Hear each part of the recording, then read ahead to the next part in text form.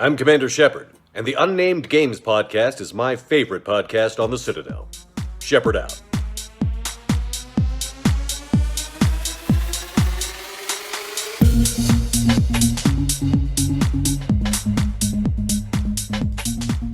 Hello, people of the internet, and welcome to episode 44 of the Unnamed Games podcast. And this week, I didn't cut the music off dead. Phil was dancing, I was dancing, Alan wasn't. Luckily, Ratley wasn't here because I felt really bad because I did make him look like a right spoon last week when he was dancing away to absolutely nothing but say laughy. The urge to not actually dance to that is really, really hard because it's a banging tune. It is a banging tune. Who did that tune for us, Craig? That is my brother-in-law, DJ Chris Fish. So there is actually a link in the video. So if you like the tunes, he's done a few different ones. You can go to his SoundCloud and actually listen to some of his tunes. So terrible name, but awesome tune. Exactly, mate. Exactly. I wonder if he's listening to this. Sorry, Chris. Anyway. This week we'll go through the usual. We'll find out what people have been up to, and then we're going to talk a little bit about some news. So this week I'm going to move over to Mr. Phil first. Mr. Phil, what have you been up to this week? He never goes to me first. I don't even know what to do. What am I supposed to be talking about? Podcast, right? Stuff I did. I'll be honest, actually, it's been a bit of a quiet week for me. I played a bit more Shadow of the Tomb Raider, which I'm still really enjoying. Highly recommended. Now it's got that FPS boost on Xbox Series X. Has it still got those horrible deaths, Phil, where she falls off into a pit of spikes and they'll go through her face? I mean, that face, really makes... neck, stomach. It's not right, man. I fell off a cliff and she smashed her head into the side of a rock and there was a horrible cracking sound. They don't hold back, do they? They are very, very, very graphic. Yeah, I feel bad. I'm just like... That's another one. She's not going to walk away from that one. I mean, they really give you an incentive to try harder next time, don't they? Because you really don't want to see those spikes go through Lara Croft's face. Yeah, it's the screams she unleashes as well. Yeah, it sounds slightly distressed, followed by blood curdling towards the end. Just really rings right through you. So yes, I've experienced many more blood curdling screams. I still haven't unlocked the ability that tells me where the traps are, so I'm just looking for them. Which inevitably I'm not looking hard enough, and it happens. Great game. So yeah, I've played some more of that. I've been playing some more Ghost Recon Breakpoint, much as last week, because I've been playing with a colleague from work called Combat Cam, and he likes to go all super serious with it. So we're sneaking into bases, taking people out all tactically, calling out the sniper shots, using the sync drones. It's superb. I mean, Craig, you've dipped in on a couple of sessions as well, haven't you? So Phil is not allowed to dress like Rambo with a mohawk and stuff. He must dress in camouflage to look like a real soldier. Isn't that right, Phil? It's true, yeah. I can't go in with a vest and tattooed arms and a heavy machine gun. No, I'm strict, limited choice of gear. I've got to have a 4.16 or an M4. I can't carry a sniper rifle as well. It's just a single weapon and a sidearm. I've got to have my sleeves rolled down, and I've got to have we're going for the British DPM camo pattern, I think. Mm-hmm. Until me and Cam went up into the mountains, then I had to switch to the appropriate snow style camo. Yeah. So yeah, it's quite good fun though. Actually, you know what? I like it. You drop in at a biv, and then you've got a nice, probably maybe kilometer and a half, trek to the next objective. You get there and you get in with the drones and kind of spot out the base a little bit. We turn off all the marking as well, so you can't just have loads of arrows walking around. So then we properly have to communicate. It's good fun. Really enjoy it actually. Nice. So yeah, if you like a bit of that kind of gentle milsim, I suppose is the way to put it. You can be as serious. Not quite Armour 3. No, it's not. It's not quite. But you can be as serious or as fun as you want to be with it, and I think that's quite nice. And they did a really good job, particularly with the upgrades for the Series X and the PS5. The additional foliage in the performance mode and the the smoke and fog effects and bits like that are really, really good. So yeah, they've and obviously they've swapped over and added the super hardcore mode, and you can almost ignore the gear score as well, which was the biggest travesty. And we've got another one of those to discuss a little bit later from Ubisoft, haven't we? And the final thing I've done this week, which is a recent revelation, courtesy of Mr. Craig, Mr. Indiana Bond. He pointed out on PlayStation 5, you can get a free 6-month trial of Apple TV. Could get. Sorry, ended on the 22nd. So sorry, guys.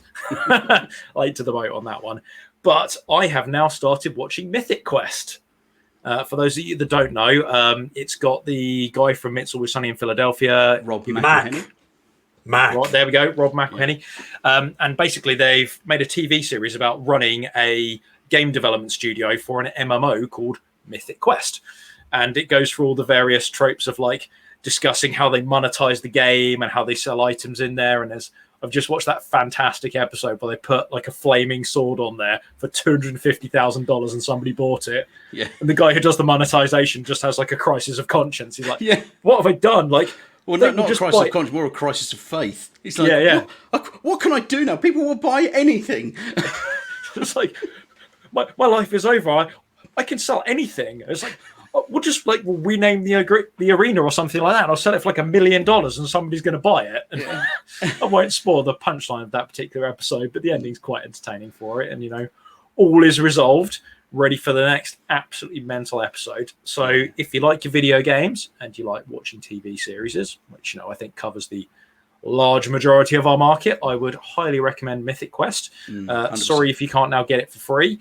If you're already an Apple TV subscriber though and you haven't watched it yet, you should get on that. It's brilliant. I thoroughly enjoyed it. Equally, it's well worth checking. If you bought an Apple device recently, quite often with a new Apple device, you'll get the option somewhere deep in the menu settings. I'll have to have a look for it, how exactly you get it. But you can pick either 6 months of Apple Music like that, 6 months of Apple Music for free, or 6 months of Apple TV for free.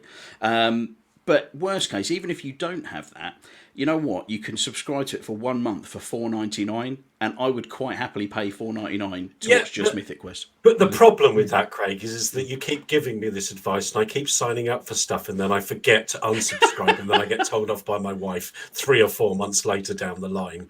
I'm subscribed to Disney Plus, I'm subscribed to Now TV, and both of those I was supposed to have for like 4 weeks to watch what was relevant at the time, and I've got them like 5 months later. I'm like a shill for every streaming service. You might as well shill up for Apple TV because Foundation's coming in September. So, oh god, that's so you might as well chill out now. You can watch Mythic Quest now. It's brilliant. There's some other good stuff on there. Wouldn't it make more sense to me to wait till September, watch Foundation, and then catch up on Mythic Quest? Maybe, yeah. I suppose based on the fact that you still haven't caught up on what was it, Now TV and Amazon Prime and Disney Plus and everything else that you subscribe to, I guess you should maybe watch those first. Yeah, just I keep thinking to cancel Disney Plus, and then they keep bringing out bloody awesome series. I mean, we've just had Loki, and then we had WandaVision before that, Falcon and the Winter Soldier, and next we've got What If coming up, I think, in a couple of weeks. That's good. And it's isn't it Obi-Wan due at the end of the year as well? I mean, I suppose that's a good thing, because if the content is good enough on the platform, so Disney Plus are doing a great job that every month or every couple of weeks they're bringing out something that makes me go, I can't cancel it now, that they're doing a bloody good job, aren't they? Quite frankly. People who run these are not stupid. I knew this would happen. I knew they were going to do a good job. I knew there was going to be lots of content, and I knew there was loads of stuff on there I wanted, so I just pay yearly for it. Yeah, me too. Get a bit of a discount. I'm like, I don't even contemplate the fact that I'm going to have to pay monthly. I just pay yearly because I know I'm going to watch it at least 3-4 times a month minimum, probably a lot more than that. I mean, what was it? The last episode I was talking about, I finished watching Star Wars: The Rebels, so that was a good investment for me. Before that, it was the Clone Wars. Then I've finished up the Bad Batch, or whatever the current episode is. I think episode 12 now. I'm not sure if that's actually the end of the season. I haven't looked to see if there's a new. I'm a bit behind on that, actually. I haven't watched the last because I was busy watching Loki, so I've got about 6 or 7 episodes to watch. I better get in and get that done, actually. Loki's last episode is brilliant. Sets up the next Marvel phase as well. Can't wait to see what they do with that. Very good stuff. Yeah, so despite the fact having a quiet week, we talked quite a lot there. So I'll hand it back to you, Craig. No worries, right. And in a change of events, I'm not going to go last. I'm going to leave the best till last, Mr. Thunderlips McQueen. So you've got me next. So what have I been up to this week? So first off, I want to talk about a new game that I picked up yesterday. And it's not strictly a new game because it came out initially as a Stadia exclusive, which is Orcs Must Die 3. But yesterday it launched on PlayStation 5, Xbox One, Xbox Series consoles as well, and I believe it was PC. Now, Orcs Must Die, I don't know if you've ever played any of them before, but they're effectively like a third-person tower defense game with a really kind of sort of quirky art style to them. So you effectively... you can set all your traps out, and the timer will go. You set them going. As you can see, the traps on the machine here, on the screen here. The orcs will come running through, and you've just got to take them out before they get to the portal. So every level you do, it will be various different paths they'll take. You might have multiple doors you've got to protect. Sometimes they're kind of outside arenas, so it might be like a massive war where you're stopping them from getting into the actual castle. You can play 2-player co-op on it as well. So when you're doing the outside stuff, one person can be on a big kind of catapult cannon firing explosive barrels into crowds of hundreds of orcs, and you set up kind of little, almost like runways, so you put walls up with lots of traps and things like that, and then you have different special abilities as different characters. So you might be a character with like kind of a spectral bow, who can like do a ground smash and freezing, or you've got guys with like a big sword, characters like blunderbuss and things like that. But it's got this kind of, I guess it's kind of a little bit like a Fortnite art style to it, as you saw there. It's very fun, very quirky, and it's only $24.99. An absolutely wicked little game, and me and Josh were playing that yesterday. So I've got to say, so far, of course, it's been out in the wild for a while, but I would highly recommend picking it up. It is a quality little game.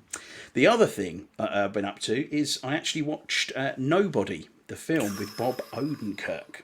Now, if people don't know what this is about, I think the best way to describe it, if you don't know who Bob Odenkirk is, he's most famous for playing Saul Goodman in Breaking Bad, and also Better Call Saul. Better Call Saul, yeah. Yeah, Jimmy. I've forgotten his surname in that. Anyway, Saul Goodman. Saul Goodman. So he plays a guy, in his mid to late 50s, in a very mundane 9-to-5 kind of life, and there's a home invasion. You get broken into, and he has the opportunity to take one of the robbers out. Decides not to.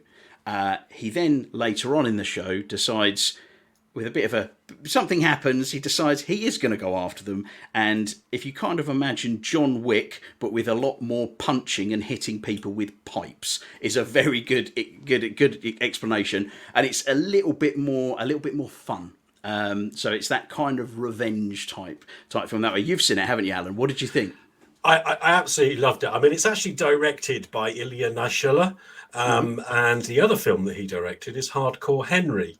Now, I'm not a massive fan of that film personally myself, so kind of got a bit samey after about 5 minutes, so not massive. But he has got a bit of a pedigree, and I don't actually disagree. I don't totally agree with your take on the fact that it's like John Wick. John Wick is about Keanu Reeves shooting everybody precisely in the head. Mm-hmm. This guy, Bob Odenkirk, Hutch Mansell, gets the crap kicked out of himself all the way through this film. Mm-hmm. But he has the training and the wherewithal to get back up and keep fighting against these 5 Russian dudes on a bus until he's the last one standing, albeit with a knife stuck in his side, which is slightly different from John Wick. But it's the violence level, I think, is where you see the comparison, because it does not hold back on the violence once it gets kicking off.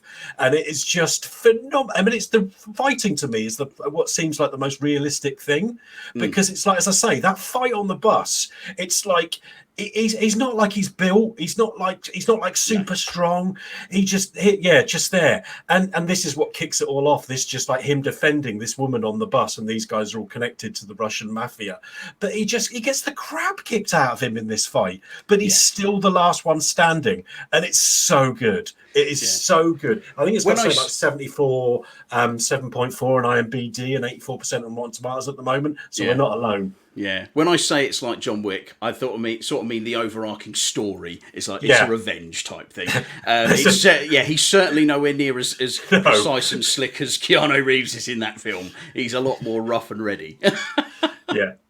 But it's so much fun as well. It's kind of tongue in cheek, isn't it? Another fantastic scene where they invade his house. Oh my god! Yeah, it's so fantastic. Good. And I think as well, because Bob Odenkirk was made famous from doing Saturday Night Live. He's a comedy actor. That's what he's all about. And I really love films where these comedy actors, because it's pretty well renowned that comedy acting is the hardest type of acting to do, and you often find comedic actors come out and can turn their hand to anything, and he is absolutely fantastic. He's so believable in this, and it just it's just paced so well. I absolutely loved it. It's one of the best films I've seen this year, I think.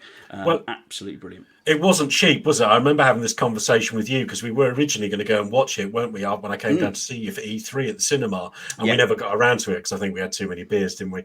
But then it popped up on Prime Video, and it is $15.99 on there, and that's a lot of money.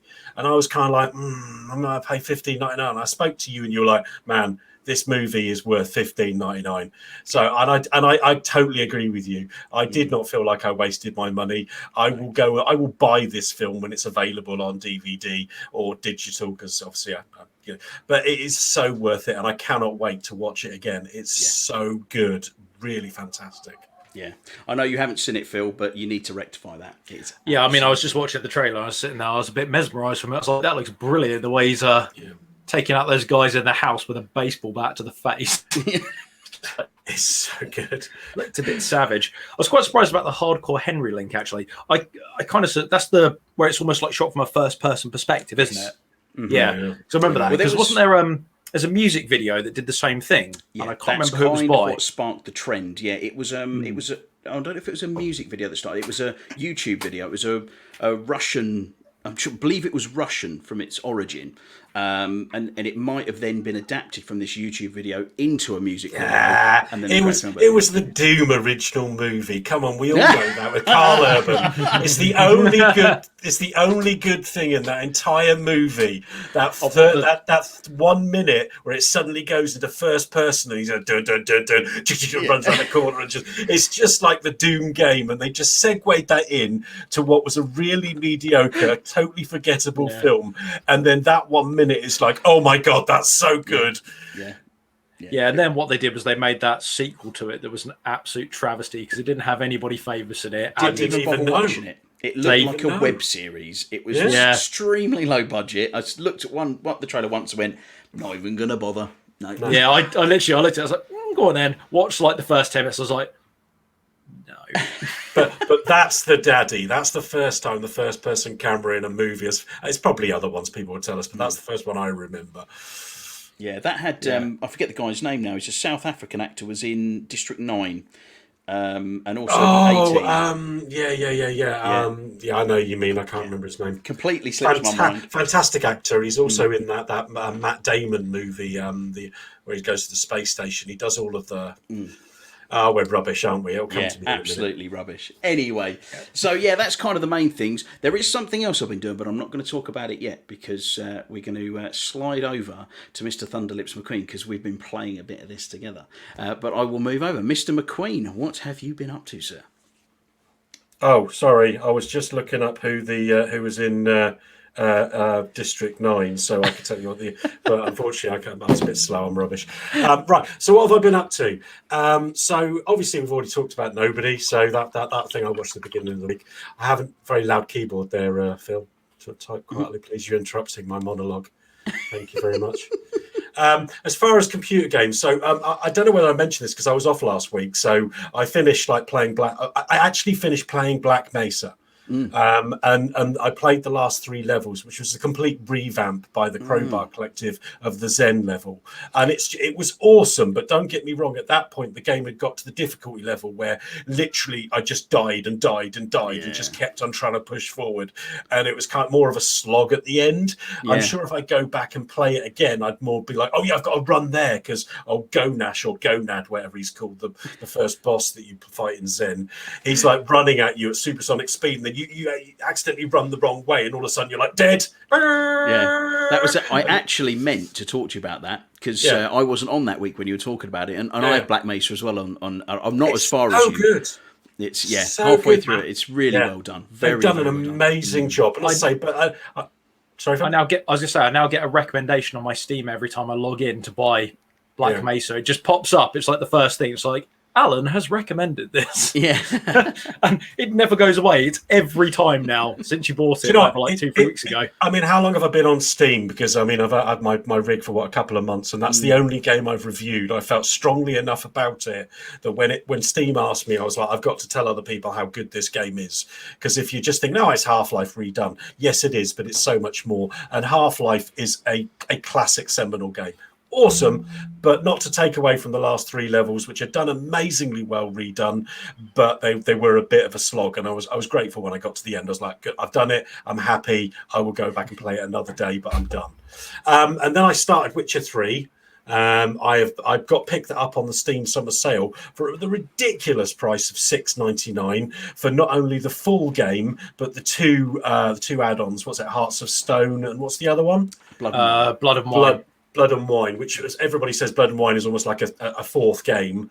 It's 30 hours of content. exactly, and a whole new massive area. So I've got so much into that, and I'm absolutely loving it. And even though if I was playing it, and there's going to be an upgrade because we talked about that on the Series X, so even if I played it on the console, I'm sure graphically there wouldn't be much difference.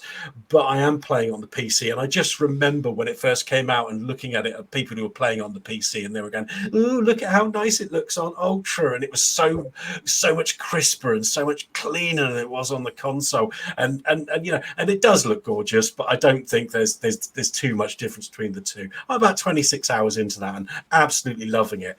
I've started playing the next Halo game with my son. I remember talking about that we finished the first one, Reach, on the Master Collection, and we're now playing Halo Combat Evolved and spending every 5 minutes going, "Oh, look, textures, no textures, textures, no textures, textures, no textures," every time you go into a new area. But it's amazing how a game, and I think is it 2008, probably even earlier when Halo came out? What, Combat Evolved? Yeah. No, that's 2001. Yeah, 2001. And then the remake was 2008 because it was a remake for the 360. That's where I'm getting that from. Thank you. So for a game that's 20 years old, it is astonishing to me how well made it actually is. Bungie should forever be acclaimed as a developer that made a game for all generations, because it isn't about, yes, the graphics. Even if you turn them to turn off all the extra textures and everything else with the Combat Evolved upgrade, it doesn't make any difference because the core game is so goddamn fun. Halo is always fun. I've played it dozens of times through the campaign, and I put it on again for probably the 20th time to play through with my son, and I'm just sitting and we are laughing our asses off. I keep assassinating him, accidentally blowing him up by accident in the middle of a fight. It's just fun. Yeah, Combat Evolved changed the roadmap of all first-person shooters on console. It was it's an absolutely genre-defining game. Yeah, it completely changed the game for it because first-person shooters existed and they were they were all right. Halo it would have been like it was Call of Duty Pacific Rim or something like that. It was at the time, wasn't it, or something like that? It was. It was back in the World War II. Medal of Honor and stuff. And that's it, Medal of Honor. I mean, the big thing for me is that when you're playing it, whether it's consoles or PC, you can switch back to the old one, and it's just easier to play because it gets rid of all the foliage, so you can shoot stuff more easily. It's literally like, oh, I'm not doing very well. I'll put it into the old school mode so I can see the enemies better, and then take them out, and then I'm going to put it back into pretty mode. I prefer the challenge, but yeah, sure. But it's phenomenal to me, and it surprises me every time I put it on. I think, yeah, it'll be an old game. We'll just slog through it. I remember saying this to Alex before we even put it on, going, it's been a long time. I don't know if you even played the first Halo, because we started playing when he was a kid, when it was like Halo 3, because you could play the multiplayer on that co-op. And I didn't even know if he'd played it really. And I was warning him and going, it's an older game. It might be, you've got to get used to it because it'll have a few little niggles here and there that you're probably used to with newer games. Nothing like that. You put it on, you're like, boom, straight away. It's just a perfectly created first-person shooter, and now you can play it with another person. It's just awesome. They did a really good job of updating the control systems when they did the anniversary and when they ported it into the Master Chief Collection. So I'm sure that makes a difference. They transferred across the modernized control pattern. Halo Reach is a really good example because in the settings you can go back to the traditional style of play, like the traditional way it played, and there's a huge difference in how the game feels. Like the original version of Reach feels really kind of sticky and wooden, but when you try and play it with the newer control systems that they ported over from like 4 and 5, it feels really slick and smooth, and they did the same thing with the original Halo. So are we still talking about Halo, sticky and wooden, smooth? Moving on. Yeah. Okay. Just the way, just checking. Just Yeah, checking. sure. Okay, so moving on. So another game I've been playing, which I've been talking about recently, is City Skylines. Absolutely loving it. Just a quick update on that. The city's up to like 34,000 inhabitants. I've decided to base it on Stephen King novels. So it's called Castle Rock. It's got a castle. So it'll be Castle Rock Castle, which is a kind of an in-joke between me and my wife, because there's a place on the way to Hunstanton called Castle Rising. And then there's a sign, and they've got a castle. So they call it Castle Rising Castle, which doesn't make any sense because it's called Castle Rising because there's a castle. So why would you say Castle Rising Castle? But anyway, moving on. So I've got...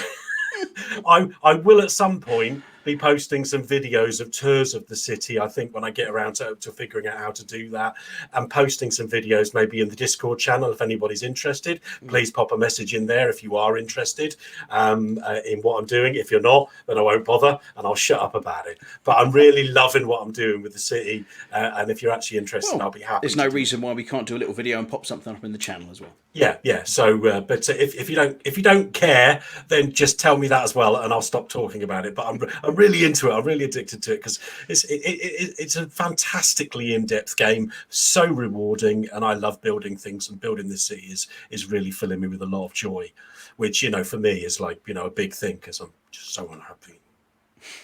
Oh, anyway, moving on. With life in general, yeah.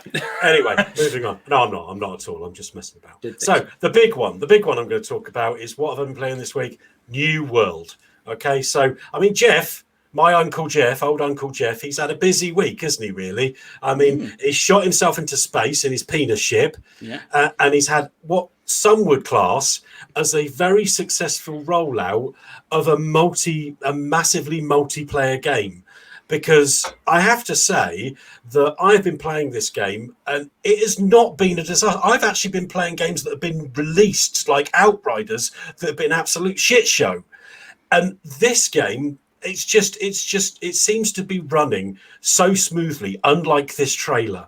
But I mean, the first night we put it on, we had to wait quite a while, didn't we, Craig? I think it was about an hour to an hour and a half, which is understandable. I've never been in on the ground floor for an MMO and actually on a closed beta, because obviously I've only had the rig a couple of months.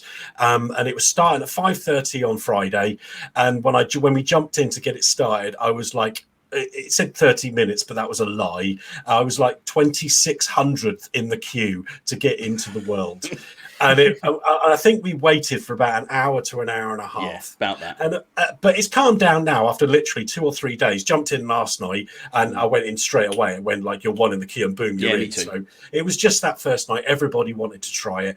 But even that, it didn't crash. There were no issues. We were in, weren't we, Craig? No lag.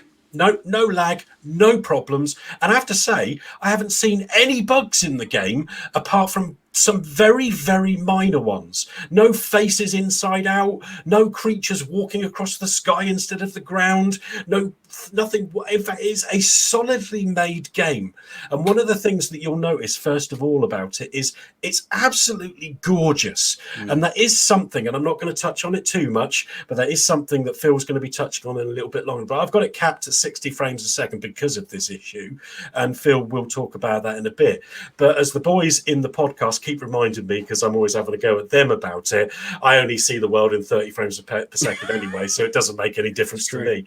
But it is a beautiful game. Graphically, it's absolutely gorgeous. It's got sort of feelings of The Witcher, but at the same time, I'm comparing the two because I'm playing both of them. The Witcher is very sharp, very clear. It's all very, very clear lines, whereas New World, it's all really soft and almost like fairy tale. We quite often, as we're playing through, we comment, don't we, about various things we come across, and we'll get a new corruption thing will happen, and the air changes around everything, and the sun beaming through the trees, and the depth and the way that the foliage is just so organic. The it doesn't forest feel like an MMO. It feels like a real organic living world, like a single player RPG. Totally. There's just hundreds of other people running around, isn't there?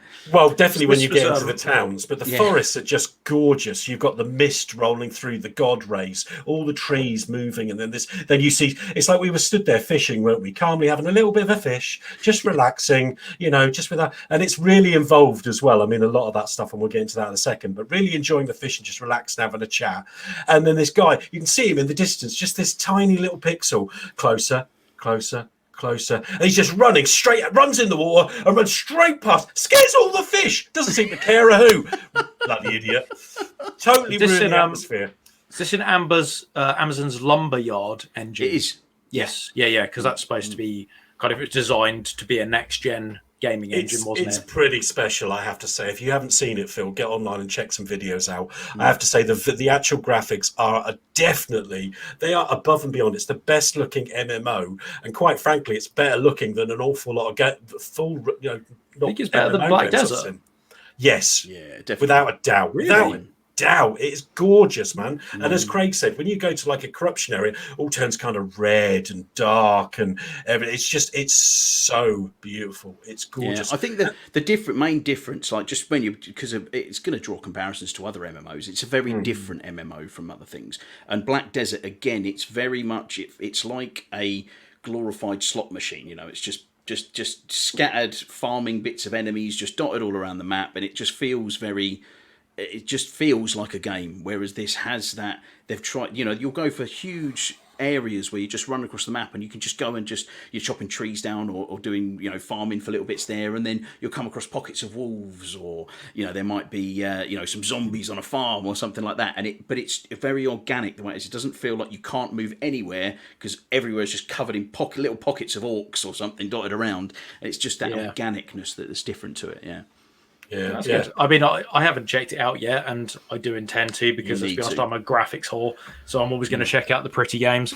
I haven't had a good MMO that I've really sort of got stuck into. I struggled with Phantasy Star, which was a real shame, so I was looking forward to that. So this game is the reason I won't be buying Orcs Must Die 3. Craig might say it's 25 quid, but Craig also said, yes, New World's only £35, and I've already bought that in the past couple of weeks, and I can't validate buying another game on top of another game when I've already got about 15 games in my Steam library, which I haven't even played yet. Yeah. So I'm not going to... Plus all them freebies you got from me as well. Exactly. That was about 30 games, I think, wasn't it? It was. And Orcs Must Die looks a lot of fun, but I'm afraid it's not. Unless it comes on the Game Pass, I'm not going to be buying it because I've just got too much. But going back to New World, the combat is fun. The combat is great. We haven't done too much of that, and it seems to me that one of the components of this game seems to be the faction mechanic, and there isn't a lot of depth to it yet, I think. But definitely a lot of the main sort of thing that's going on is factions fighting for control of towns and regions, and we haven't got into that yet, have we, Craig? No. We haven't actually dabbled in that, but it's the first one that actually makes me feel like I want to. I do want to get involved in that, and I do want to fight for my faction and actually, sort of like go into these massive PvP battles. Was it the Syndicate, Marauders, and the Covenant? But like most things, it's only the closed beta. There's going to be a lot more, I think, with that as we go forward. The big thing that we've done, probably the thing we've done the most, and I think I'm like level 13. You're what, 13, 14, 15. Craig? 15 now, so you played a bit more after we logged off last night. Is the crafting. It's hugely in depth. There's so much to it. There's a lot of there is a bit of grindiness to it, but I don't mind it. I don't feel like it's like, what was it when we were fishing and then you got dragged off, didn't you, Craig, because somebody came round, and I was just I finished what I needed to do, but I didn't want to leave Craig all on his own in the middle of nowhere. I wanted to protect his little boldiness. So I literally started going around chopping down trees just to get up my logging skill, because you can't do wrong with a high logging skill. But it's just, and we were talking about this, weren't we? Because we were actually, one of the only sort of niggles that we've had with it really was one of the quests was to go off and get some wolves and sheep. Actually, we had to go and capture or kill some sheep, and because it's so busy, they haven't really put the respawn rate up enough, and there weren't enough sheep. So it's literally, you were like, oh, there's a sheep, you run over, and 3 people had already killed and skinned. There's like a dozen people stand around dotted on high areas just waiting for sheep to turn up, and then sniping them with a bow. Exactly. I think Black Desert got that a lot better because the respawn rate on that is just ridiculous. When I first played those early levels and it first came out on the console, most games will give you most of them, they'll give you separate instances, usually in those early areas. So it'll be one server, but it have 3 or 4 instances just to split out the player load. This is a single instance, the whole thing. So yeah. And again, I think it's something they need to work on. But let's be clear here: this is a closed beta. They've still got another 4 or 5 weeks.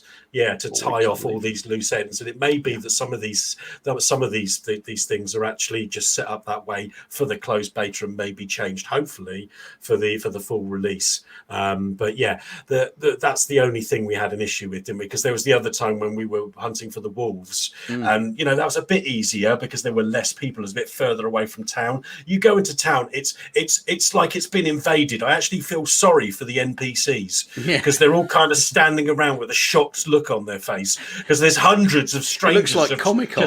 just suddenly turned up, all asking them questions and expecting to be given stuff, and they're like, "Oh my god!"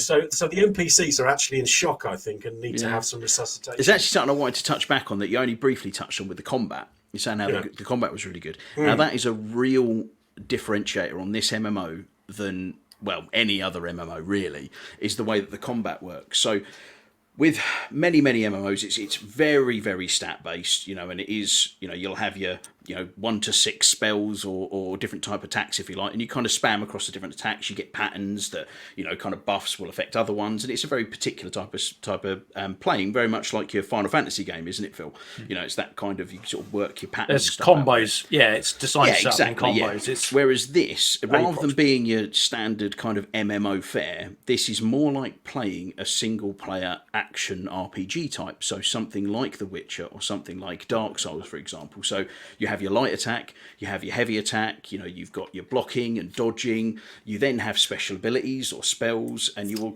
have an ability tree that you rank up that will give you extra damage, or you can slow enemies when you do a particular type of attack. Or there is spells as well. You got like Alan runs around with his ice magic glove. And there's a couple of great.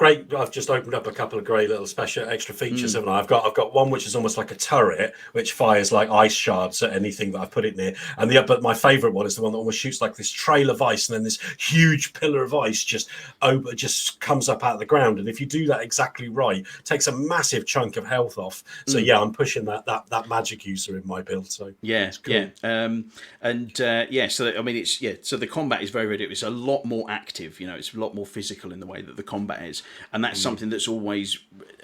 Initially when I first heard about this MMO and got into the first, was it beta or alpha I got into? I applied for a key and managed to get in. It was in a bit of a choppy state because this was probably last year, but it was straight away the combat I just loved so much more than any other MMO I'd played before, because I've not typically been an MMO type guy. The closest thing to an MMO I've really sunk any time into, there was the Old Republic, which I didn't really like the combat. I just liked that because it was Star Wars. But the other thing is the Destinies, Destiny 1 and 2, where they are kind of an MMO, but also kind of not. They are it's an action shooter in a kind of a, persistent world, if you like. So. But this is the kind of one that's kind of ticked a lot of the boxes for me. And I think we're very, very keen to get you on, Phil, and get you to come and play with us. Come and join our company. We've been filling the company bank up with money as we've been earning, haven't we, Alan? Yes, we have. About the team. Yeah. Rest assured, I shall have it downloaded and give it a whirl probably tomorrow. Oh, fantastic. I'm gonna take your recommendation. I have already purchased it, to be perfectly clear. I did buy it. Yeah. It's just it hasn't downloaded yet. Oh, right. Because I only purchased it today. Did it this morning. I was we'll play that. It did download. I clicked on it. It went, we're under server maintenance. I was like, great. Yeah, it was a shame. I'm out to the zoo tomorrow, but I'll be on tomorrow evening. So do make sure if you download it during the day, Phil. Let's get on. Well, to be fair, it is good to go. It's just I hit server maintenance that was supposed to finish at 4:00 and was still on at 5:00, so I gave up and cooked my dinner instead. We'll get something going. I think with it's obviously it's a newer game, so the specs are a bit higher than a lot of other MMOs. But I'm pretty sure with your system you still be able to run it. But there's been certainly harsh. No. I mean, Phil's just got a slightly older setup. He's still got a very good setup, and what I mean is, for the age of your setup, it's still good. The old girl's starting to show her age now. Yeah, with your 980 Ti, it still handles well, doesn't it? It's still a decent. Yeah, I mean, it'll still do like most games in 4K, but it's like kind of 40 frames a second rather than the 60 we like. Most stuff, actually, because I changed my monitor to that ultra wide now, I play everything in 1440p. Yeah. And that gave my graphics card a whole new lease of life just by dropping the resolution, because 4K to 1440 cuts the pixel count from like 8 million to about 3. Yeah. So this engine has certainly put a lot of cards through its paces, hasn't it, Phil? It has. It's funny you should mention that, actually. You might as well just get your book out or something, Alan, or your DS, because you're not going to be interested in this. But particularly for the more deeply pocketed members of the PC master race have been suffering. Basically, if you have an RTX 3090, they've been having a few little issues where if you were to go into the menu, for example, and adjust your graphic settings, it bricks your card. Actually, to correct that, I believe that the graphic settings are set on this already. So you actually need to go in and change it so it isn't. So your graphic settings are actually set to the most powerful it can possibly run until the world burns.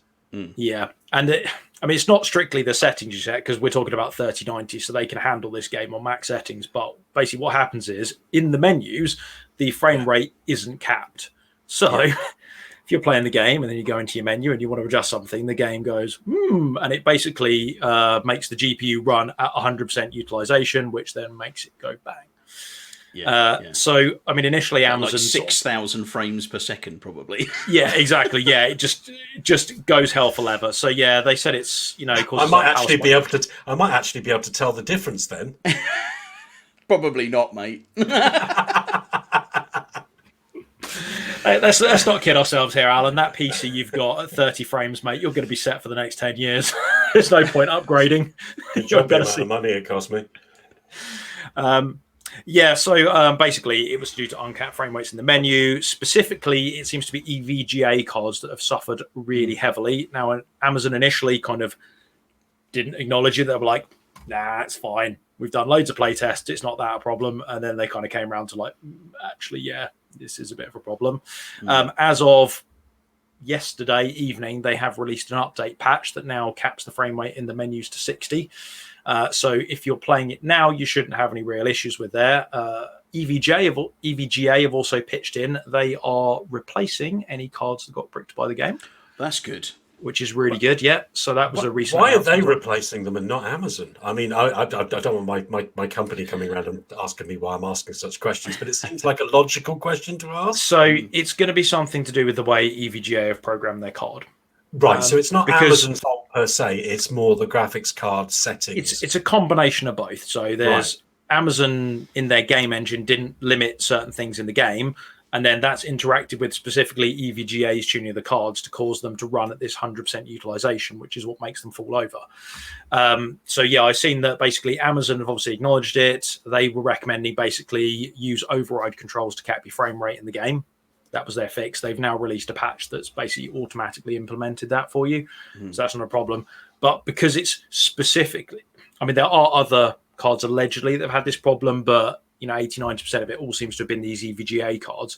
There's obviously something that EVGA have done that links and causes the problem. So I did see, I believe it was on EVGA's Twitter, that they were basically replacing any cards that got bricked. That's damn good of them. That is damn good, considering how hard it is to get hold of anything 30 series at the moment. I could just imagine there's somebody out there who's just like, right, my card hasn't been working. I overclocked it a bit too much. It doesn't work. I need a new one. It burned when I played New World. Honest, it did. Honest. Yeah, he gets back to them. They're like, why are there screwdriver marks and singeing? Yeah. I don't know. You tell me. You made the card. It's the game that broke it. Mr. Smith, you left the lighter in the box. So, it's surprising that, you would have this, but it's obviously an unexpected combination of factors. There can't be that many EVGA 3090 cards that are specifically playing New World in the beta. So it's probably a very small percentage. It's going to be like 1 or 2%. And again, it's probably going to be the same for the number of EVGA cards that were released. It's probably like 1 or 2%. Yeah, apparently the EVGA cards were the most, the highest sold card of a 3090, because they're basically the ones that managed to get the most out into the market. So there's the highest percentage of EVGA cards on the market, which I think is why... Not anymore. Not anymore. No. We shouldn't laugh. Sorry if you have a 3090 card. And it's not funny at all. It's not funny. No. You're coming from somebody who's just got a new rig with a new lovely 3070 card. If that got burnt out, I'd be sitting here in tears right now. So I am totally on board with your pain. Totally on board. But you still got to laugh, right? That's all you can really do when you're, let's be honest, £2,000 plus card at the moment due to current MSRPs. You know, they're not going at 1,500. They're going at like £2,400 and above. Well, it's ridiculous. Yeah, I mean, it's sad that. But I think it like EVGA. I've always thought is a very, very strange name for a manufacturer of cards. But there's certainly something else that's been announced recently, Al, isn't there, with a very strange name. I wondered if you wanted to maybe touch on that. Are we supposed to mention your awesome segues now, or are we? No, are we not don't. doing that? It's up to you. You can mention them or not. Oh, Don't is he over that now? Because he looked really bereft when we didn't mention it the last time, and he kept going on about it for days afterwards. He said he was going, I didn't know how much I'd miss it, and then we haven't been mentioning the segues. And I need to be affirmed. I thought we mutually agreed we don't mention the segues because then it doesn't give him something to talk about. This is something, to be honest, and moving on from the segues. This is something that I almost don't want to talk about because I'm almost pre-hearing the vitriol coming from my other podcast members' mouths. Yeah. So basically, I'm going to talk about XDefiant. Now, if you don't know what XDefiant is, see, if you can't see if you're not watching this on YouTube, you're listening to the podcast. Phil's trying to make himself throw up by sticking his fingers in his mouth. So this was actually first announced as Battlecat back in June, and has been revealed only this week to be Ubisoft's new online free-to-play game. Okay, now it's being developed by Ubisoft San Francisco, and what it does is that it brings together Splinter Cell, Division, and the Ghost Recon series in a just back off, calm down, guys, calm down. Brings them all together in basically a first-person. Well, actually, it's being pitched as a high-octane 6 versus 6 multiplayer first-person arena shooter. Fast-paced firefights meets punk rock mosh pit. So, graphically, I have to say, watching the trailer, looks a little bit Apex Legends, a little bit. I mean, it's the way that it plays, a little bit. I didn't hate it. I know what you guys are going to say. And I always like to be on the opposite side of the table. Makes for good discussion. But genuinely, I normally do that, but just not in this case. I get where you're coming from, okay? I get what you're saying, okay? You're saying, I want another Splinter Cell. Yeah, that's what you're saying. That's my best Craig impression. But I want another Splinter Cell. Let me off my leash, Alan. Go on then. I'll carry on in a minute. Go on, you go for it. Who is in charge at Ubisoft that made this decision? Who thought this was a good idea? Honestly, you look at the video, you look at all the videos out there, the amount of down votes you have versus up votes, the amount of negative feedback they're getting versus positive. You always get some negative, but these are getting massively negative returns on stuff like that. So you've got Tom Clancy. They own the entire Tom Clancy game series. They bought that off Tom Clancy years and years ago, so they have exclusive rights to do whatever they want with it, which, fair enough. You do what you want with it, whatever you think's right. And some people might say the Tom Clancy games have just been, much the same year after year after year, and it needs a bit of reinvigoration. But how is this something that needs... How is this the right direction? Tom Clancy, would he have ever written a novel about a 6 versus 6 co-op? Punk rock arena mashup from various different factions within the Tom Clancy world? It's just utterly ridiculous. The game makes absolutely no sense. It has no context with the rest of the Tom Clancy universe apart from just grabbing characters out. They had the mobile game, the Tom Clancy's Elite, that was very much the same, that had random bad guys. Oh yeah, what happened to that? Oh yeah, the servers are getting shut down on that one after 1 year because it was so rubbish. Now, I totally get that Ubisoft want to make a game like Apex Legends, and they want to make a game. They've already got something. Division. They've already got Rainbow Six. Rainbow Six Siege is their multiplayer arena type shooter. This is an absolute travesty. People out there want a Splinter Cell game. The only thing we ever get is this tripe paint by numbers rubbish that they just chuck in Splinter Cell characters in. They've chucked in the wolves from Ghost Recon. You know, we're going to get all random different characters from all over the Tom Clancy universe. Again, it makes absolutely zero sense. And the name, I cannot even express how ridiculous that name is. It's like they've gone onto the website and they've put random game name generator, hit enter and pick the first one that came on the screen. XDefiant. Even the name itself has an emoji in it. Like, I mean, we're all old men. Let's be honest. We are all old men. Maybe I'm completely wrong and I'm completely like off kilter with stuff. And actually, this is what the youth want. They want this type game. Absolutely, just makes absolutely no sense to me. It's supposed to be the Tom Clancy universe with all the TV shows and stuff that are being made out there. It's serious, it's gritty, it's thrillers, you know, it's espionage, it's military, what are they doing? Oh my God, please stop Ubisoft. Please get someone in there who understands what Tom Clancy should be and make another Splinter Cell game. So anyway, just to be clear, thank you very much for your input, Craig. Before I let Phil go off on one, I just want to make a couple of things clear. It's not called Tom Clancy's XDefiant. Okay, the part of Tom Clancy's games that are in it are purely the factions, which is Echelon, Cleaners, Outcasts, and Wolves, which are factions that are in Tom Clancy franchise games. Yes, but it isn't called Tom Clancy's XDefiant. It's called XDefiant, isn't it?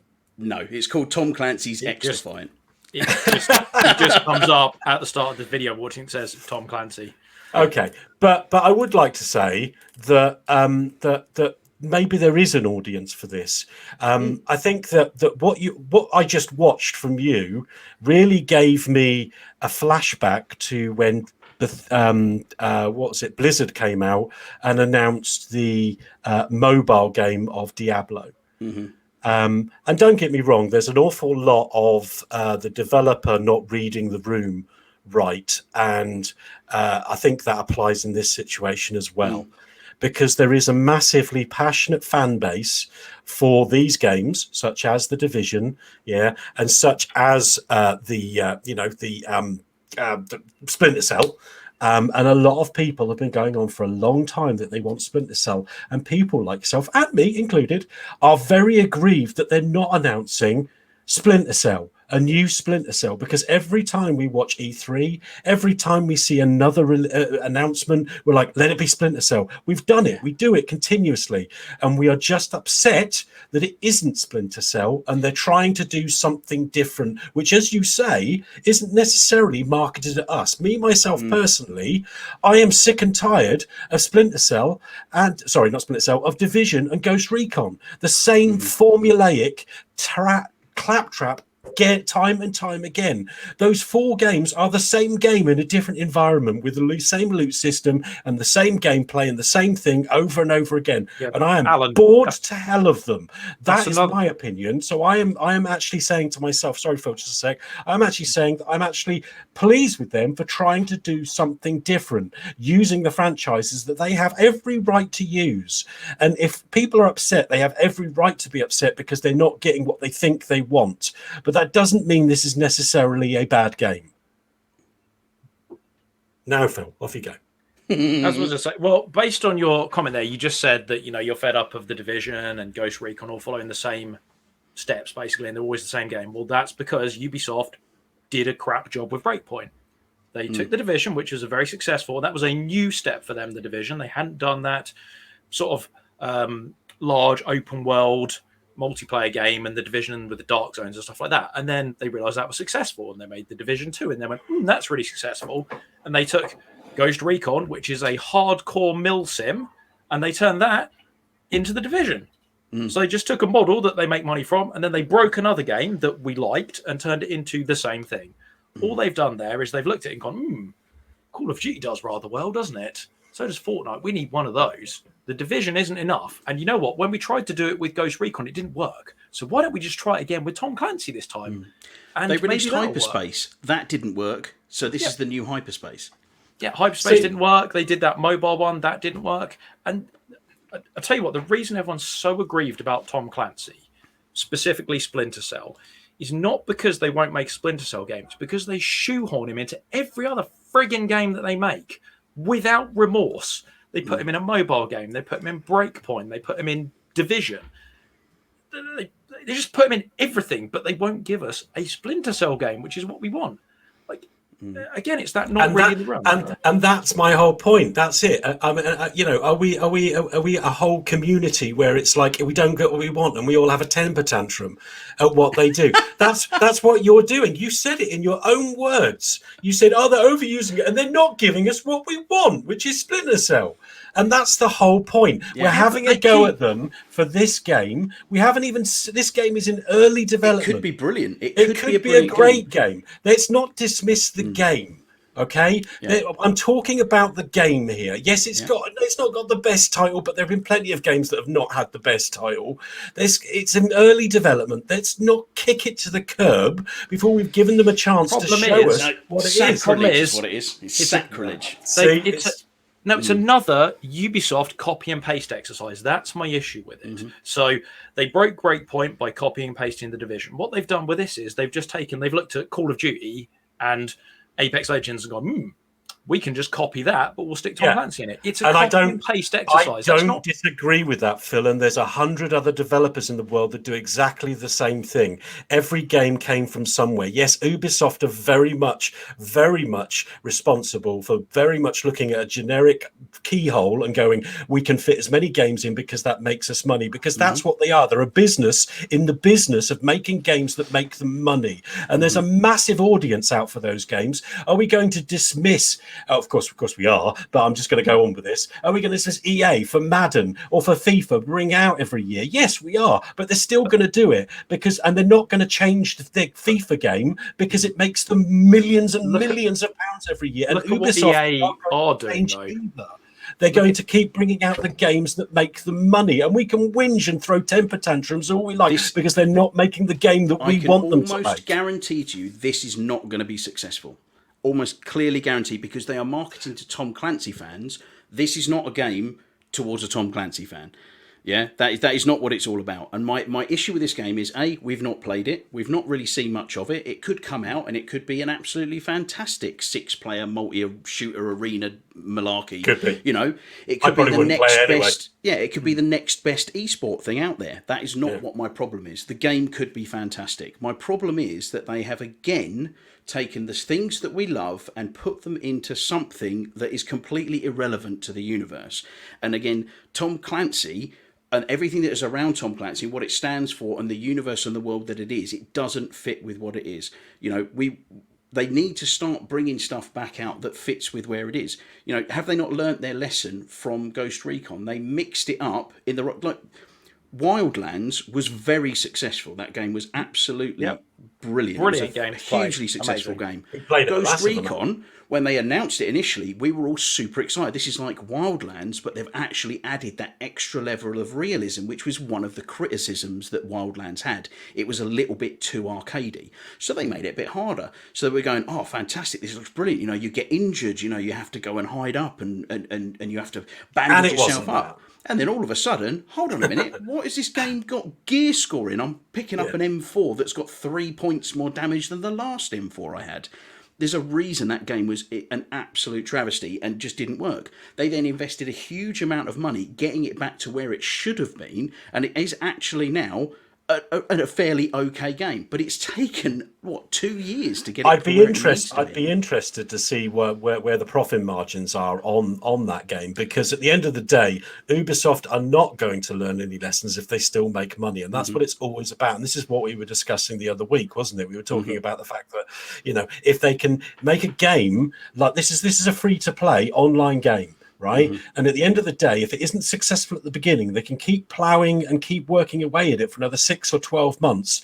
And it will make the returns because they can keep on doing that with an online game rather than a game that is a one-off experience, which is why they focus on the type of game more. Because no matter if it gets a really rubbish reception, even on release, they've still got time to turn it around and still get the return that they so desperately want and make money off it.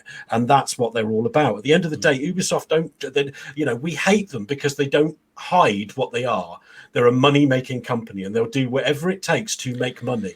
That's what they're all about. They're 50-50 though, because they release some absolutely fantastic, off-the-cuff, crazy new things. Things like, I've completely forgotten the name of the game now, the Racing Trials game that we were playing the other week. It's completely Trials Fusion. Turbo? No, Trackmania. Trackmania, for example. Yeah. Brilliant. And again, Trials Fusion is another one. They do these interesting things. They're doing the new... they're doing the Star Wars game, obviously, but they're also doing the Avatar game as well, bringing these new things out. Again, we don't really know what that's all about, but again, it's just this game here. It's a free-to-play game, and it's going to be. I'm going to pretty much stake the money on it's going to be another flop. And like I say, looking back at the financials to games and being interested to see that, you can kind of get an indication how games perform by the way that the pricing works and how quickly it works. Ghost Recon Breakpoint, £60 game when it came out, very, very quickly dropped down to about 30 quid, then very, very quickly dropped down to about 15 quid, and they went all the way to the point whereas if you own the game, another person can play the game with you for absolutely no charge. So only one of you have to own the game, and you have forever a friend pass. So if you didn't own the game, Alan, and I owned it, you could play with me at any point for free, because they're trying to get people to play the game. And it's starting to get better, like I say, but it was just they missed the mark so much, and it feels like they aren't listening to their audience. That's what it feels like. I'd say vote with your wallet. This is a free-to-play game, so, you can't not buy it, but I'm certainly not going to go in there and spend any money on any... I'll play the game, I'll try it, of course I will. And I might turn around and go, you know what, it's a great game. To be honest, I'm not even sure I will, because, 6 versus 6 shooters, I'm kind of past them. I'm too old. My reactions are short, and I just don't get the enjoyment. I played Apex Legends, I think it was the last one I played, and I think after a couple of weeks of that and realising that I was never going to be really that good at it, I just stopped playing it. But so I'm unlikely to even play this game. I'm just being the devil's advocate here, chaps, of course, just trying to point out another point. It's good to have a discussion. I think my last big concern with that is that, we say Ubisoft's a company that makes money. EA, for example, is a company that horrendously focuses on just making money. And a company like that is now realizing that actually people want single-player games. Look at the success of Fallen Order. Look at the fact they're now making a new Dead Space game that, they're realizing there's a big space for these single-player narrative games. That's where Tom Clancy fits in really well, particularly Splinter Cell, as we've talked about. And, if EA are turning the corner on that, why are Ubisoft so far behind? They're an equally big publishing company there and developer. They should be using the big companies as a barometer. I'll say the same thing again. None of us work for a massive publisher like Ubisoft.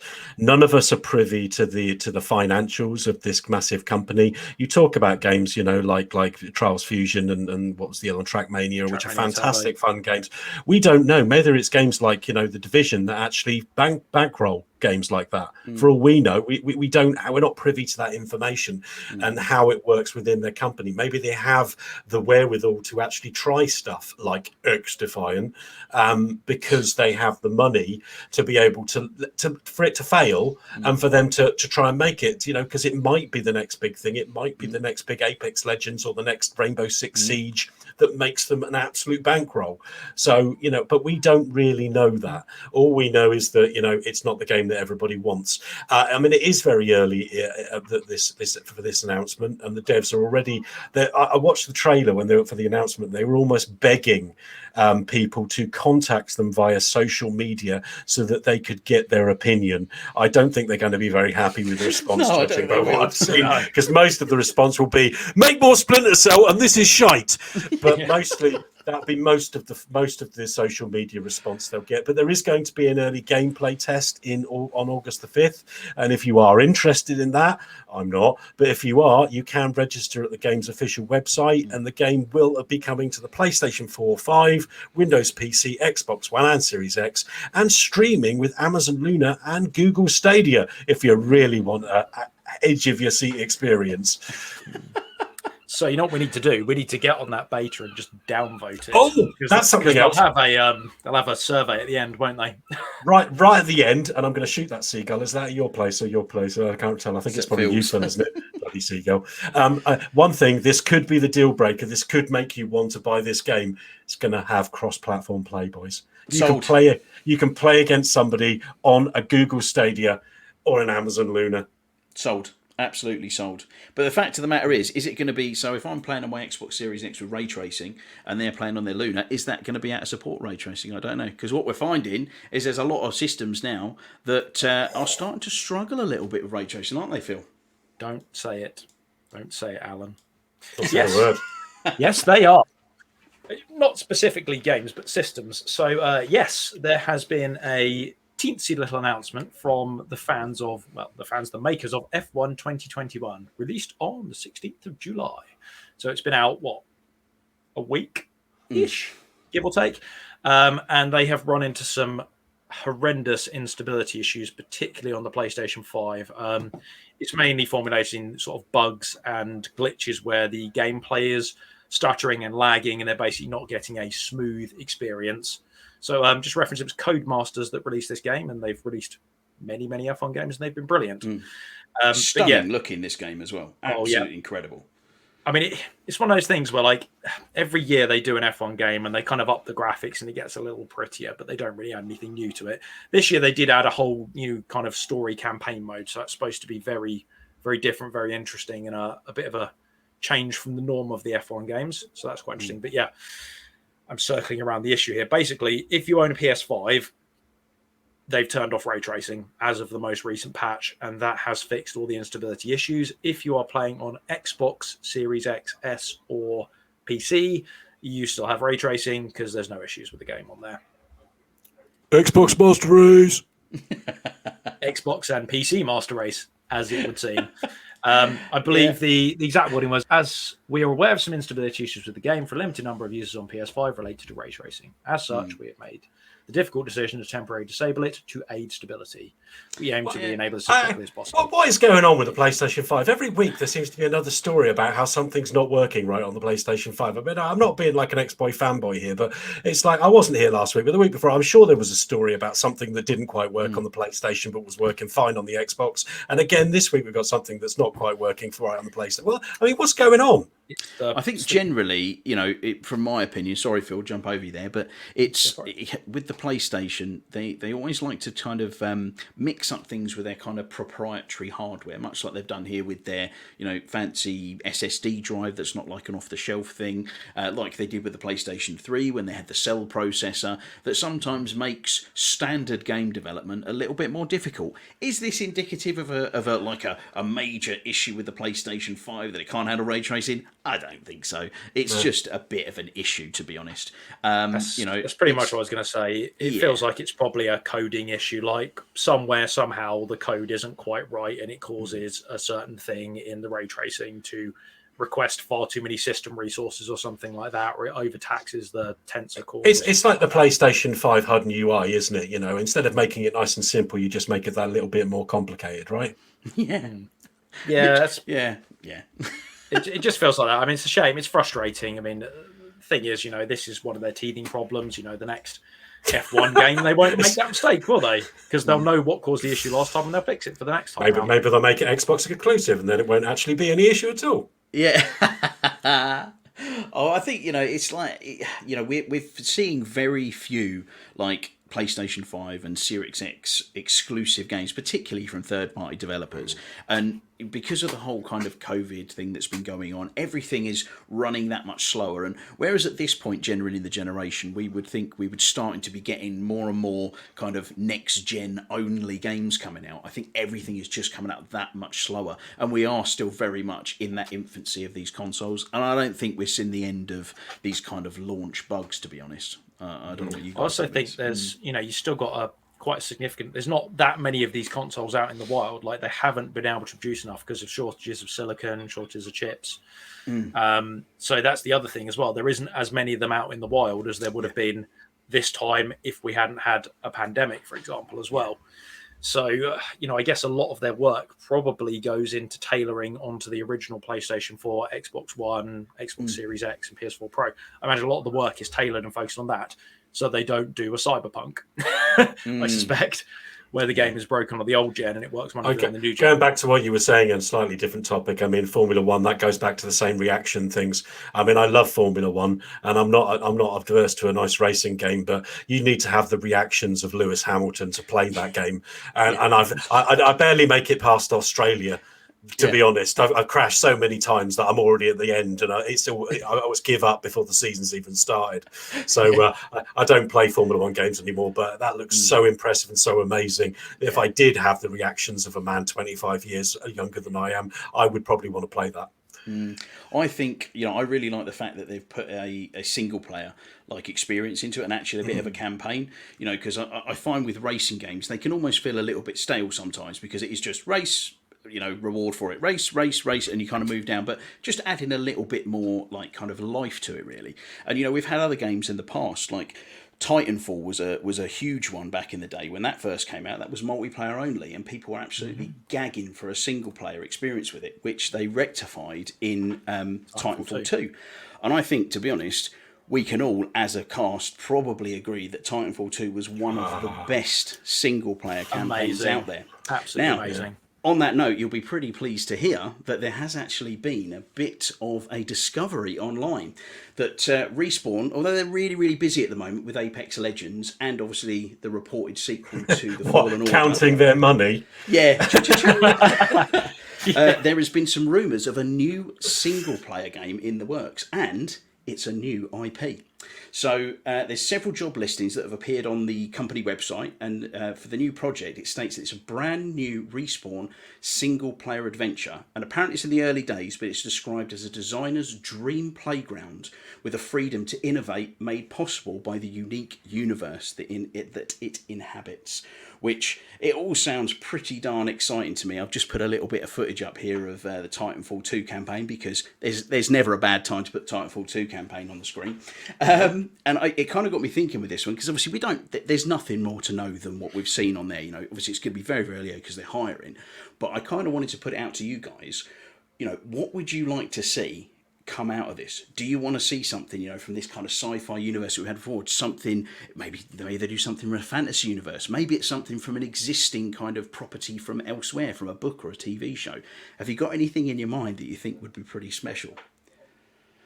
Go on, Phil. You go first, mate. You want me to go first? Yeah, go on. So I kind of had a couple of thoughts about this. Now, they said it's a brand new IP, but that doesn't mean it can't be from existing branding. Yeah. And my kind of thoughts on that lines is, they did so well with Fallen Order. What about do you remember there was that Star Wars 1313 game where it was going to be like, you played a bounty hunter on Coruscant was the bit that we saw from it, and they were fighting on the ships as they were going down. And it made me think maybe it's not going to be Star Wars 13, but maybe they'd kind of examine that whole let's get a Star Wars game, but it's a shooting-based Star Wars like game. A new Star Wars IP. Yeah, exactly. A new branding Star Wars IP, and maybe you get to play, like, they go down maybe that bounty hunter, or you're playing one of the crazy-ass alien races, and you've got some of the superhuman abilities from that. Well, LucasArts Games announced that they were coming back into the kind of game publishing scene, weren't they? And they were actually farming out those properties out to external developers. So it's not beyond the realms of possibility, Phil. Well, I just thought they'd done so well with Fallen Order. Like, they've proved that they can handle the Star Wars IP and they can make it a success. So that made me think, it's a new IP, it's a new world, a new range of characters that we've never seen before, but they get the okay from Disney, and it gets weaved into the tapestry that is Star Wars now. So I'm really excited for something maybe along the Star Wars line, because that would be super cool. Or you know what, I was thinking, again, maybe they look at another kind of existing IP, something that's really cool. And I thought, I thought this would make Alan quite pleased if they did something like this. What about if they again maybe took something like Lord of the Rings, and they kind of worked their magic on that? And again, new characters, maybe it's another sort of side story in a fantasy world like that. They introduced the magic there. That would be really cool. Oh, Alan's got to take his drugs. Medicine times. Excellent. So, that was a couple of thoughts along there. It's like take a couple of really kind of successful, interesting IPs. Otherwise, do you know what? I'd love to see them do some kind of absolutely mental, kung fu martial arts game or something like that. Like, for me, I really loved Sleeping Dogs, and it's such a shame that there will never be a sequel to Sleeping Dogs, because it was done and then it was an absolute mess, and then Square Enix were like, yeah, we better finish that, and they released it and it did really well. So I'd love maybe something absolutely mental like that, like a proper, not the insaneness that is like the Yakuza series, but something a bit like Sleeping Dogs, another big open world city, but proper focus on the martial arts and stuff like that. And maybe they overlap with some of the modern day, like, just like, I don't know, magic into it or something crazy like that. I don't know. Just so much possibility. I mean, that studio is so talented. Like, I want either, like, you know, an existing Star Wars would be cool, another massive IP, because they just do well with that, or something out of the box. I'm thinking martial arts for some reason. I don't know why. It just popped into my head. I was like, that'd be really cool. I'd like to see Jackie Chan kicking somebody's ass in a game. Slow-mo. Nice. No, some good ideas there. What about you, Mr. McQueen? Well, I'm glad you asked me that, Craig. Thank you very much. So one of the things that jumps out first of all, before I say, while I was thinking about that, there was a game that I kept on telling you guys that I couldn't remember, and that was called Kung Fu Chaos. Do you ever guys remember that? It was on the Xbox. Yes. And you had these little Kung Fu guys, and you had to fight your way through the level, and then at the end, it would kind of show it to you in almost like movie format, what you did. Okay. They really need to re-release that, remaster that, and put that out again. That was so much fun. Respawn? Yep. So that's my first. Please, Respawn. But no, I think what Respawn do best is tell a story. Okay. And I believe recently they made Medal of Honor Above and Beyond VR experience. That was Respawn Studios. I think what we've been missing a lot recently is some nice World War II action. I really do have such fond memories of playing Medal of Honor and back in the day, and the original Call of Duties, you know, World of War and all of that. You know, it's so much fun. And we've all gone to modern or even futuristic, which is great. But it would be lovely to see a resurgence of those types of games. And for somebody that knows how to tell a story, a real solid story like Respawn, I can't think of anybody better to do that. I haven't played Medal of Honor Above and Beyond on VR, but I've heard it's really, really good. So let's have a single player experience in World War II. The other one that I was kind of thinking of is Space Top Gun. Yes. Oh, Space Top Gun. Highway to the danger zone. You know, it's interesting you say that, actually. Obviously, me being an anime fan, they could really take some cues for that from a series called Macross, which is a bit like a mix between Transformers and Top Gun. It basically has jet planes that transform into robots, basically. And there's people who drive them, obviously. Doesn't sound anime at all. One. No, of course it doesn't. But it's absolutely mental. I mean, they're like flying around in massive like cities, basically, in space that travel through space. And they're called... Yeah. For my final ask, and there's been a lot of these recently, I'm not going to lie, there's been an awful lot of games released in this universe recently. Warhammer 40,000. It seems that every time you turn a corner, there's another Warhammer 40,000 game coming out. However, a lot of them have been turn-based. There's the one coming out, I can't remember what it's called, but it's coming out, it's either very, very soon, which is Bounty Hunter. No, there's the Bounty Hunter one. Oh, so that's out. Hired Gun. That's Hired Gun. Necromunda Hired Gun, which apparently is getting pretty good reviews. It's middle of the road. I, being an absolute lover of the franchise of Space Marines and all of that, again, a studio that can tell an absolutely compelling story and make you feel involved, that has mechs in it. I mean, there are Titans and other sorts of mechs in that. If somebody can give it the polish and the story that a Warhammer game really deserves in a first person or third person environment where you're playing, Respawn would be a company to do that. And I would be over the moon if they announced that as an IP they were doing, because there is a lot of that going around. So it could be. Yeah. Well, I had a couple that were kind of pinging through my mind. So one of them was, it's kind of spawned on from a TV show I've been watching recently, and we've had very few games recently that are particularly in this type of ilk, like single player wise, but a game set in Star Trek universe. So actually a decent Star Trek story-driven, narrative-driven adventure game. You know, you've got, you can control the ship. You know, you can go around on the ship on the bridge. It could be a game, even if it was maybe in the starship and something had taken over the starship and you're having to work your way through it or something. Stop it, Craig. You're making me moist. You're making me so moist. I think they could do it. I mean, because the Star Trek universe is so deep; it's got such amazing lore to it. Why do we not have more games? Why do we know. not? You know, me and Phil jumped on the Star Trek Online game again the other day, but we couldn't get on with it because we'd not played it in ages. Couldn't remember how to control it. But just looking at the map and the vastness of the space there, with all the different planets, and you recognise planets more. and space stations and sectors and different races that that are at war against each other. And there's so much you could do with that. I think would be fantastic. So I think they could really do something great with that. I would also very much like to see them do something. Now picture this, right? Okay, brand new IP. Okay, it's the trailer opens up. It's a completely dark black night and it's raining. It's the rain's coming down real heavy. You can see a couple of guards patrolling out in a courtyard. All of a sudden, you see this dark, shadowy figure hanging from a post. And you hear Michael Ironside says something. 3 little green dots. Yeah. And they could. Ubisoft, if you ain't going to make it, let Respawn make it. In all honesty, though, not actually obviously a Splinter Cell game, but. They could just call it Winter Cell and not worry about it. Yeah, and change the colour, 2 dots and they're blue instead of green. There you go, yeah, done. But in all seriousness, actually some kind of stealth action game, real deep hardcore stealth. I think we've got certain things coming out like Origami 2, which is like kind of sort of feudal Japan kind of ninjas. Yeah, it's very which is stealth. It's got a very cell shaded and cartoony look to it. I played the original game though, really good game to play, very enjoyable.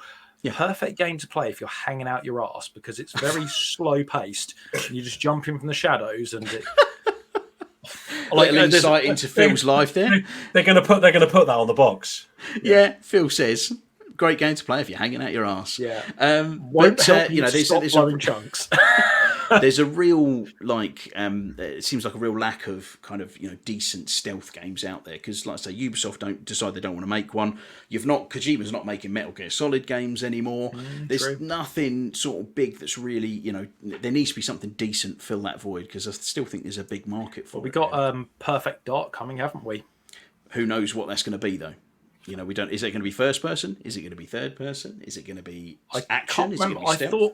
I thought they'd suggested it would be third person stealthy with gadgets. I know they haven't done the official spiel, but the general consensus was from all the videos that it was going to be a third person. Well, you had the Coalition was called Black Tusk, I believe it was called, before it became the Coalition, who do Gears. They had started on a single-player, narrative, stealth-based game, and they even released a trailer for it, which it was, again, a very early kind of, not even a vertical slice, it was a cinematic trailer giving you an idea of what the game would be like. So it was very, very early development before Microsoft bought the Gears franchise. So I don't know if you're getting tweaked with that one there, but, if they are doing a stealth version of Perfect Dark, fantastic, I'm well up for that. But in the space of that, I'd love to see something stealth come from Respawn because I think they'd really nail it, boys. You agree? Let's be honest, they'll nail anything. They are a 17-year-old boy down the pub on a Saturday night. Yeah. They will nail anything. I mean, I think even they haven't even done it before. This kind of genre. I even think that they could nail a survival horror type game. I know that you boys do like a bit of survival horror. Phil, is there anything in the survival horror genre that's coming up anytime soon that you know about? Well, there was this one thing I was reading online. Dead Space. They're remaking... But that game's already out. Dead Space. I have got a full page of notes I made on Dead Space because I spent a lot of time researching this because I was very excited. So I'm going to walk you through my discoveries about the remake of Dead Space. While I do an impersonation of a xenomorph. Oh, it's like I'm actually playing the game. You know what? If you listen on audio, you are missing a right treat there. You really are. Thank you. I practiced that. Good work, Alan. Good work. So, what do we know? So, we obviously heard rumours at the start of the year and they have now been confirmed. So it's not going to be a one-to-one recreation. So they're not going to just take the original game and vajazzle it, for lack of a better phrase. It's going to be... There was many better phrases you could have used, but yeah. Many better phrases. But it creates quite an image, doesn't it, when you say It really that? does. Not the one that you want. So that's what Isaac's wearing under the suit. Oh, to anyone below the age of 12, I'm sorry. Please don't Google that. Don't want to see that. So it's going to be a retelling of the original Xbox 360 game from 2008. It will feature Isaac Clarke. He will be aboard the Ishimura, and he will be looking for his girlfriend because she ran away and he has to go and save her. Spoilers. What else I found? So it's going to be remade by EA Motive. So they are the guys that did Star Wars Squadrons. I'm just going to pause for a minute because the video just chills watching this bit of the video. It's almost a shame the video quality isn't as good as the actual quality of the video. It's gone black and it took a while there. But it just looks... So this bit leads me nicely on. You see his rig system. They're still sticking with it. So, I mean, this was one of the fantastic things about the original Dead Space is you didn't have an overlaid HUD. It was on the back of his suit, which is brilliant. So in terms of things they are looking to do in changes versus the original one, so it will be a full remake. There's nothing used from the original. So it's all new 3D models, all new sounds, all new textures. Like everything is rebuilt from the ground up. It will be brand new. To their credit, or possibly their downfall, it's going to be in the Frostbite engine. Now, this is great because the Frostbite engine looks amazing. Yeah. It's very, very pretty. However, we have heard issues in the past where it can be very difficult to code for. The fact that they're an EA homegrown studio, in theory, I would imagine they're not likely to have these problems because they're kind of in there. But I know Motive have experience with Frostbite as well. They did the story campaign for Battlefront 2, didn't they? Yes, they did. Yeah. And they obviously did Star Wars Squadrons as well. Although I think that was Frostbite as well. So was it? I would imagine so. It was. I'm pretty sure it was built on the same engine as Battlefront. Yeah. Makes sense. So yeah, they've got experience doing that. So it's going to be very pretty. They've said they're going to draw on innovations from the later games. So in a good example they use is the spacewalking sort of area of the game. So in the original one, you were jumping between specific spots. You jump from here to there and land and then jump to the next bit. Whereas in Dead Space 2 and 3, it was basically free roam control. Like you just floated out the airlock and you had little boosters on your suit and you could fly around and go and pick stuff up. So yes, they're looking at kind of incorporating those advancements into the story.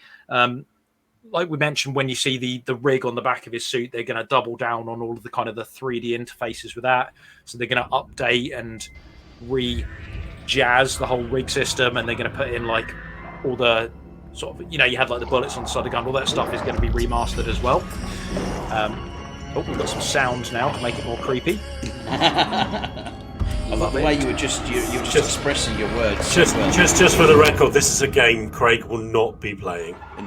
No, he will. Although I did play the first one. I did play it originally. Yeah, but they've made it 10 times more scary by the look of it. So yeah, I don't think I'm going to play it. Let's be honest. No. Leads me on to my next point. They have said that dismembering is still key to the game. So this is not going to be anything less than an 18. I don't expect there will be much dismembering, and Dead Space is another one of those games that generally loves a gory death, like a genuinely horrible gory death, much like Tomb Raider. I was about to say, that's another game where, I mean, sometimes you just watch Isaac Clarke get killed in so many different ways. It's just like, it was almost like every single time it was a different death. So a bit like the Lara Croft with the spears. Mutilated, eaten, drill bit through the eye. God, endless, creeps me out. Something we talked about a lot last week, they've said accessibility is another really big focus for them when developing the game. So they're trying to look at that. It's not just the colorblind mode. They're looking at what they can do to make this game more accessible to people that have potentially disabilities or would maybe have struggled to play this. Invincibility mode? Do you know, I wrote that down with a question mark, so I was going to ask you guys that, but you've jumped the gun. What I did wonder, though, is are they going to put like a softly cartoon mode in there just for Craig? So instead of seeing a horrible necromorph running at it would just be a blob. I was going to say, a blob. a big teddy bear or a fluffy bunny rabbit comes hopping towards him. It's just maybe got quite big menacing buck teeth at the front or something. They have promised I think that might be more scary, actually. You're standing there and a big bunny rabbit comes, give bunny hugs, and then you fire it with your laser thing and start dismembering the big fluffy bunny rabbit into blood-soaked pieces. I think I'd have nightmares for freaking weeks. Yeah. Well, we shall see. I mean, EA Motive, if you're listening, there's an idea you probably shouldn't explore. I mean, Diablo did unicorns and rainbows work for them, so why not for you guys too? They have promised us there is no microtransactions. So Dead Space 3 in particular was always like one of the early adopters of the microtransactions. They sold extra suits, extra weapons. The weapons they sold were better than the ones you picked up in the game. It didn't go down well. People weren't happy. They complained a lot. It also had that dirty online battle pass for multiplayer in Dead Space 3, which has caused me an issue. I can't play with one of my friends who's just bought an Xbox because he can't access and buy the pass. It's free, but you can't buy it.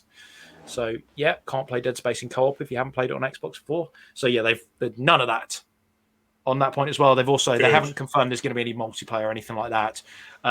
From the sounds of it, this is going to be a faithful recreation. I'm sure it will be a single-player extravaganza.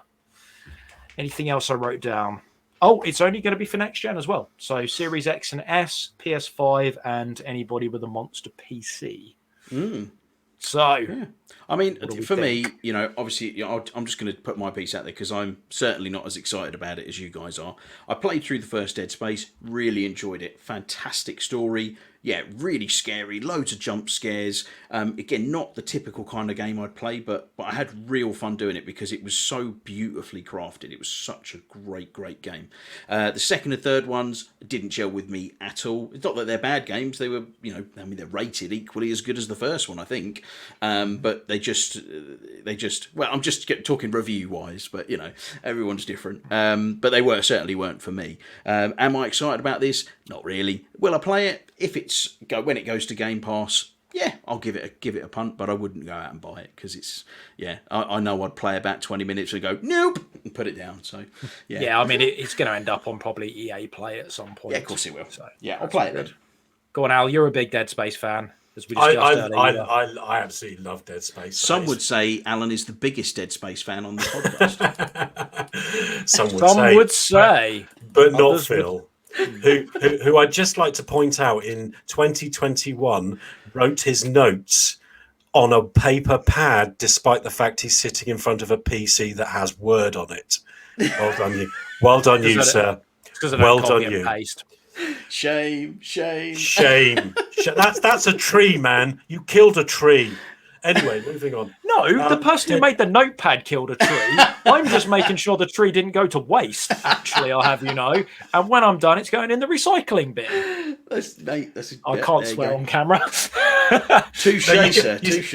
You simply can't do it, can you? I can swear on camera quite easily, and I've been doing a lot of that recently. I'm trying to curb it a little bit. But anyway, moving on. Dead Space, absolutely phenomenal game. In fact, one of the first games that I 1,000 G'd on the Xbox when I bought it, because I kept going back and I must have replayed it about 5 or 6 times just to get all of the achievements, and some of them are blinking hard to get.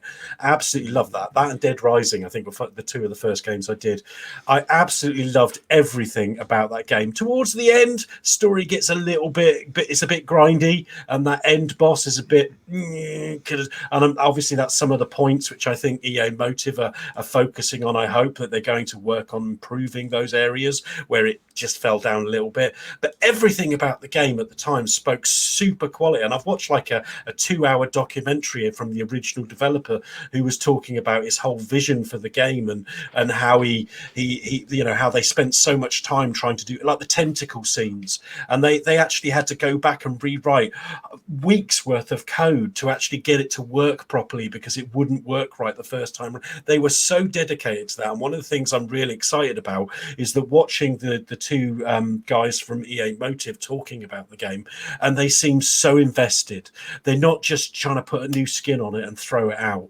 It seems to me that they are really invested in making the best possible remake of this game, paying homage to it and sticking to the original game as much as possible and improving. And having recently played Black Mesa from the Crowbar Collective, which for me is a fantastic example of a developer looking at a game and going, you know what, it's aged a lot and we can improve it but still keep the sense of the original. If EA Motive have got an ounce of that same feeling, then I couldn't be any more excited about this game. I cannot wait for this game.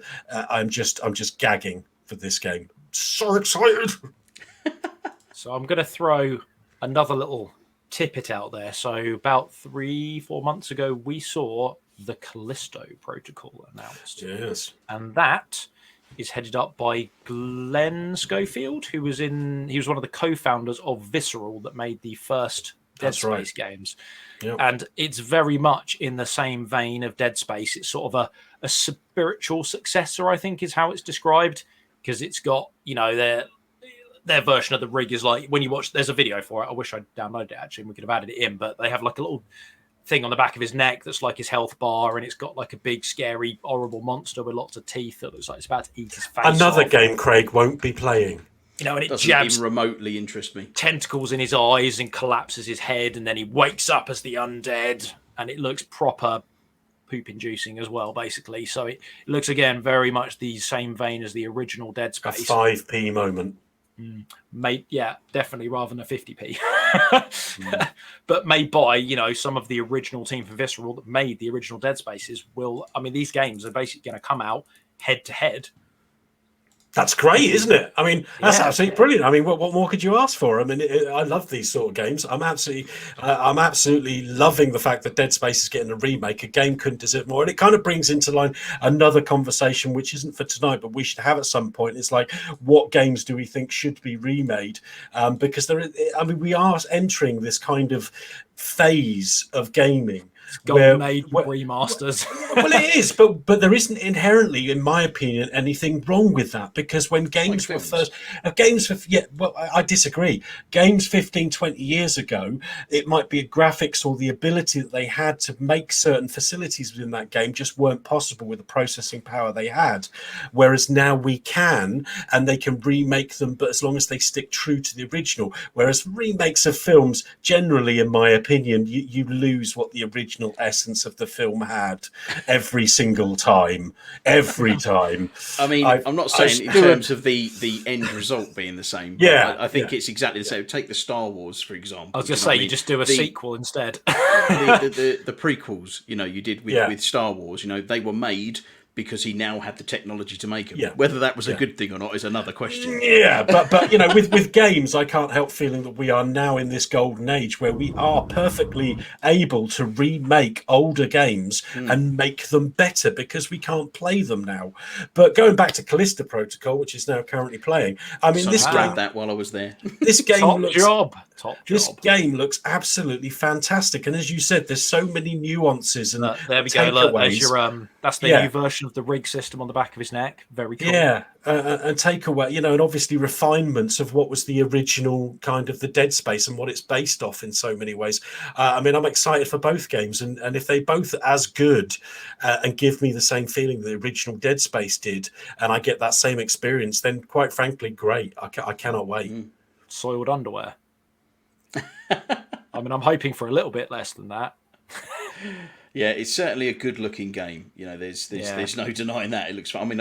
I don't know if this is actually rendered in engine or if this is a CGI type trailer. Cause I know it's quite sort of early on in its development, but again, this was only I can certainly appreciate that people love these type of games, and more power to get more out there because they tend to be fantastic, and that's just that's horrifying. Absolutely horrifying. I want to stop looking at that. Yeah, you don't want to be playing this before you go to bed in the evening. Put it that way. Not. I love it. You cut it off just before the really gruesome moment there. Well, there's younger people who view our videos, so I think it's just before it gets to, i.e., my kids. So I just suddenly thought that late on there, but Probably no, not.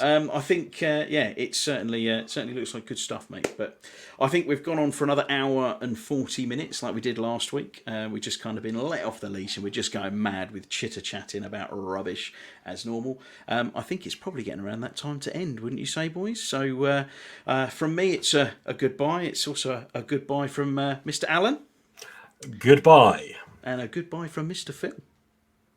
So long. Goodbye.